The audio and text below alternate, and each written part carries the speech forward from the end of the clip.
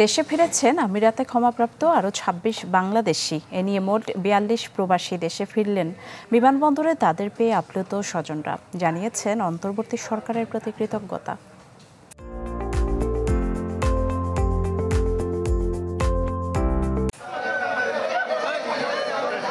কেউ এক যুগ, কেউ বা তারও বেশি সময় ধরে ছিলেন সংযুক্ত আরব আমিরাতে। স্বজনদের কাছে পেয়ে আপ্লুত এই প্রবাসীরা। শুক্রবার বিকেলে ইন্ডিগো এয়ারলাইন্সের একটি ফ্লাইটে দেশে ফেরেন ক্ষমাপ্রাপ্ত আরও ২৬ বাংলাদেশি। জানান অন্তর্বর্তী সরকারের প্রতি কৃতজ্ঞতা। ৫৭ পরিবার দুঃখে দুঃখে মরত এবং এই সন্তানগুলি আজীবনে আমরা কেউ মারা যেতাম, কেউ বেঁচে থাকতাম, পারতেই থাকতো না।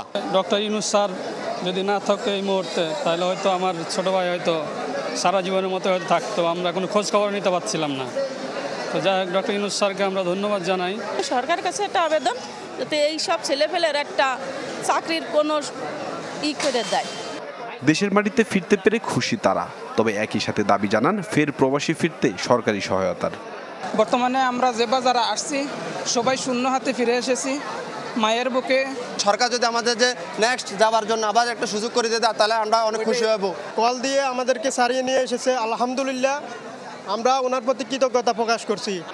এদিকে প্রবাসী কল্যাণ মন্ত্রণালয় বলছে, আমিরাত ফেরত বাংলাদেশিদের পুনর্বাসনে পাশে থাকবে রাষ্ট্র।